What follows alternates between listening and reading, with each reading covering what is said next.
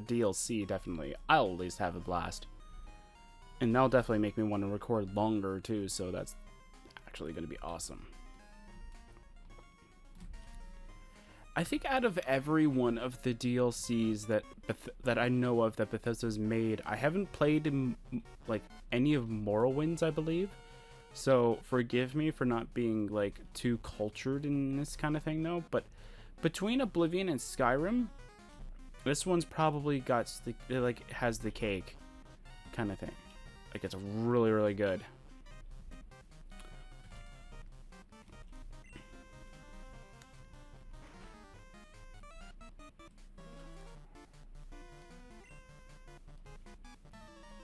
Because the only thing I can think of... Yeah, because I think for Skyrims, I never liked their stories. They seem to... meh. Maybe it's because of Skyrim's landscape that they just seem too bland to me.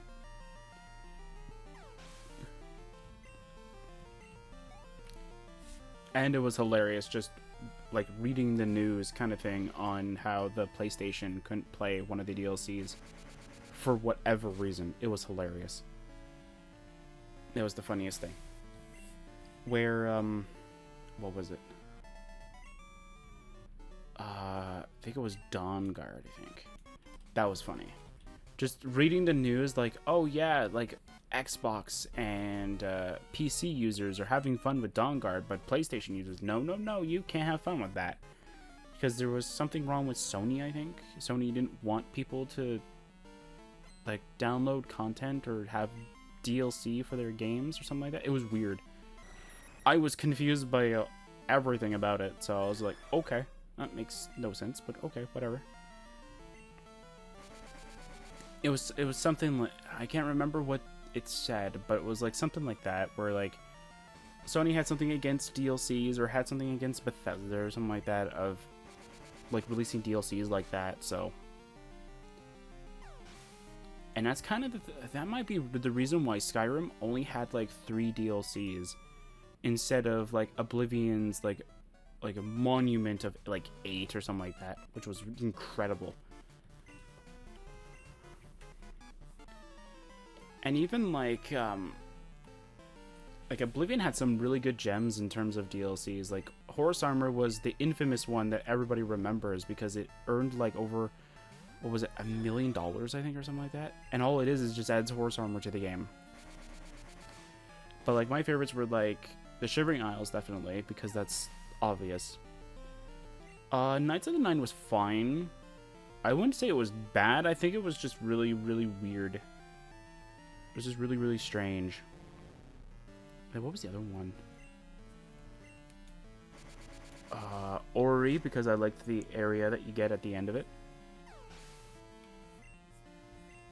And then that's it, pretty much. I think all the other house ones are pretty, like, they're okay in their own way. Like, they all have their, like, their niches, and they all have their sort of, like, their unique properties that make them really good. I think, what was it? Dunbarrow Cave has the vampire cure thing that you can use. Battlehorn Castle has good items for a beginning character and gives you a castle. Can't really forget about that one, right? Wizard's Tower gives you another way of using the Altar of Spellmaking and Enchanting without actually needing to go to the Arcane University. I feel like I'm missing one.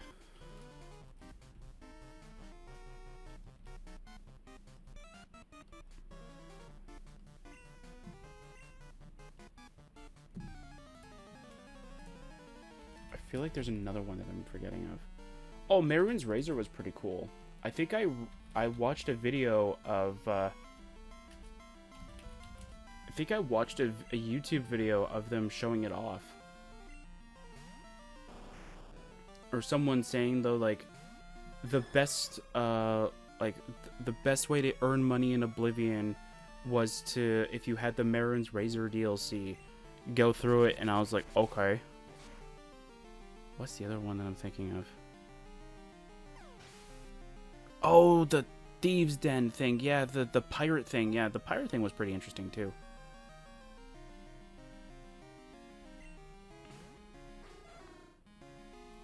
Yeah, I forgot about the pirate thing. Yeah, that pirate one is actually not too bad. It's unique in its own way, and it's kind of got its charm as well. It's not really... It doesn't really have a niche that goes really well with it. Like, as I said, though, like, Deep Scorn Hollow gives you a vampire cure if you ever become a vampire. Like, Wizard's Tower or Frost Crag gives you the ability to... you don't need to join the Arcane University in order to use the altars of spellmaking and enchanting. And Orrery just looks cool. That's literally all it is.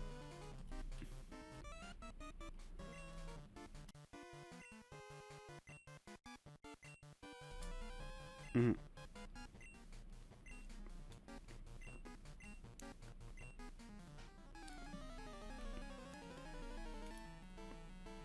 The only thing that I'm really sad though about the Shivering Isles is that like it does bring you to a new area, but you don't technically get like the ability to buy a house in the 2 towns that it gives you. Sort of like expanding the world kind of thing. So what I mean by that is that like instead of you like in the normal game you could buy a house in every major city -1. And so I thought that, like, in the Shivering Isles, you'd be able to do something similar, even though there's only, like, 2 towns. Or technically 1 major city, but it's split in 2. Kind of funny, though, because there is another town called Split, I think, in the Shivering Isles. Very interesting. Anyway. Yeah. So, that's funny. Yeah, like, out of all the DLCs, I think all of them are really good in their own way. Like, they all have their good niches and stuff like that. Knights of the Nine was okay. Like, I liked it, but it's fine. Spell Tomes is something that I haven't really tested too much on.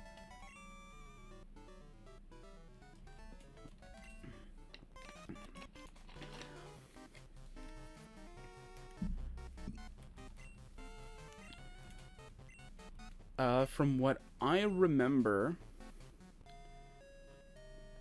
of Spell Tomes, all of them are leveled. But I don't know if they're leveled in a way in which that you need to be able to have it right away or not. So like if you have like a level 30 character, can you get like a level 1 Spell Tome? That part I don't know. It seems like maybe if there was like an area that wasn't leveled, maybe you might be able to get away with it. It's fine. But for that kind of stuff though, what I would end up doing is I would just end up like either just giving myself the Spell Tome and just cutting the cost of whatever it is. Oh, also, I did do a little bit of research on spells in Oblivion.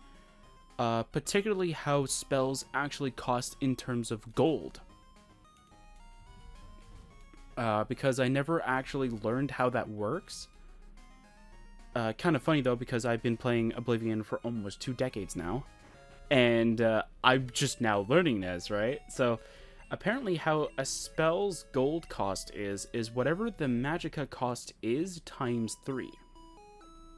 Unless you can haggle it down kind of thing. But the most that it will become is 3 times what the magicka cost is. So, because there are some spells that are rewards, specifically the one that we got for the Mage's Guild, which is Wizard's Fury, which is our currently main offensive spell, we can barely use it to take down enemies because of the fact that it only does, I think, like 30 damage altogether. And our enemies are having like 300 HP or something like that, and it's like they have so much HP now that it's like it's too weak now, whereas before like we could take like 40% of their health or like 50% of their health. Now it's just nothing. Now it's just chump change to them. It's like that's nothing. I'm still gonna come at you.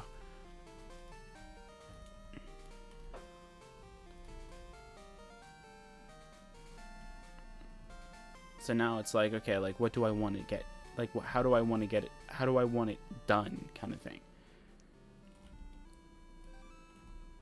So now like it comes to the point in which that it becomes in the sense of like, how do I want it done?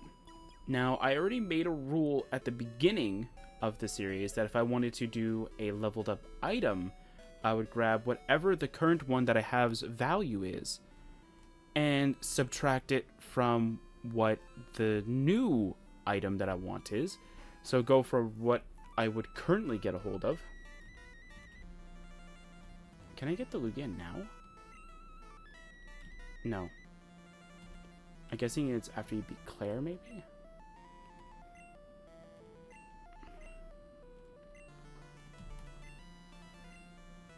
Yeah, I guess it's after I beat Claire. Okay.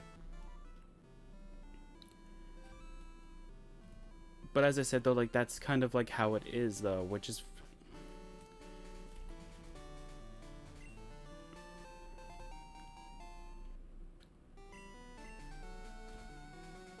But for the most part, though, like, I absolutely love my, like, what our character has been able to do. Like, with the Wizard's Fury, like, it's not the worst spell possible. I think it's one of the best.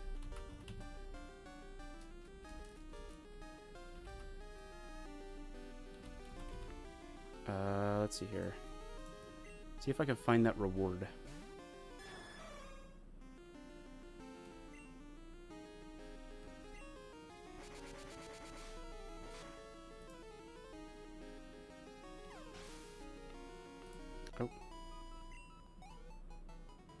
Let's see here.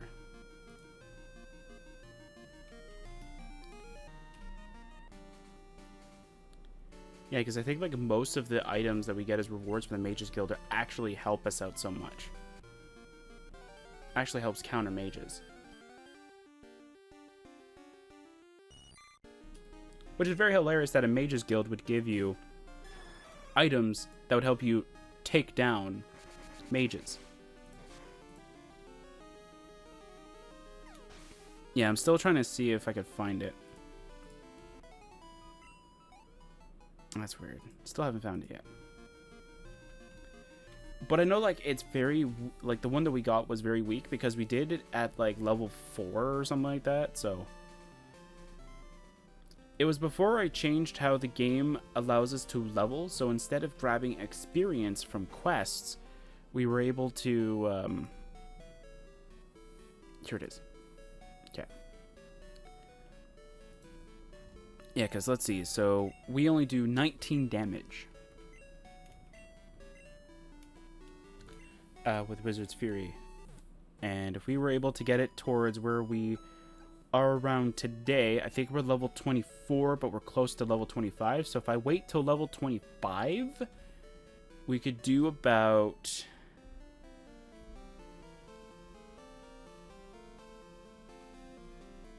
146 damage. 146 damage.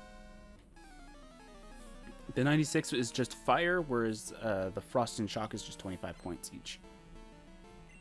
Which is a huge, huge increase.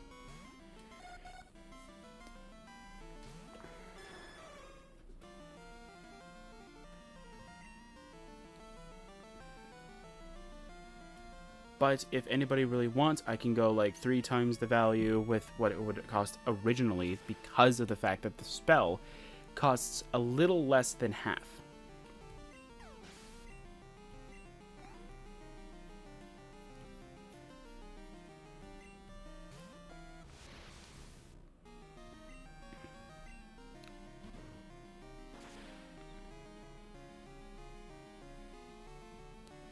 Which I wouldn't mind paying like practically 1,000 gold just to get a more powerful spell. That will drain our magicka by like a ton, but will actually help us out in the long run. Oh yeah. It'll just increase our damage per second, man. We'll just like be able to cast a spell. Boom, done. Enemy down.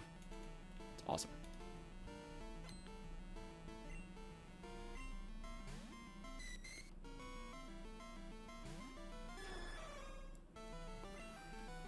But the only thing is that, like, I don't even know if we have the prerequisite skills for it, though. So I'll probably go up to the one where we have the skills for it. So, like, level 25 apparently is for expert destruction users. So, like, if we're not an expert in destruction, I don't want to just go and give myself an expert destruction spell, right? Because I can't use it then. Because how I'm going to do it is that I'm going to go and remove the spell, take the gold, and then give myself the higher spell.